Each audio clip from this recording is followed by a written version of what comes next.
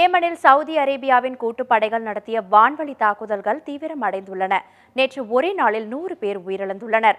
Yemen நாட்டில் அதிபர் மன்சூர் ஹாதியின் ஆட்சிக்கு எதிராக தாக்குதல் நடத்தி வரும் ஹவுதி கிளர்ச்சியாளர்கள் மீது சவுதி அரேபியா தலைமையிலான கூட்டுப்படைகள் வான்வழி தாக்குதல் நடத்தி வருகின்றன.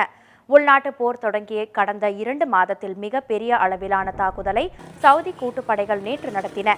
தெற்கு சனாவில் உள்ள ஹவுதி கிளர்ச்சியாளர்கள் போராளிகள் முகாம் மற்றும் ஃபஜ் அட்டான் பகுதியில் உள்ள ஆயுத கிடங்கு மீது சவுதி விமானப்படைகள் குண்டுமழை பொழிந்தன.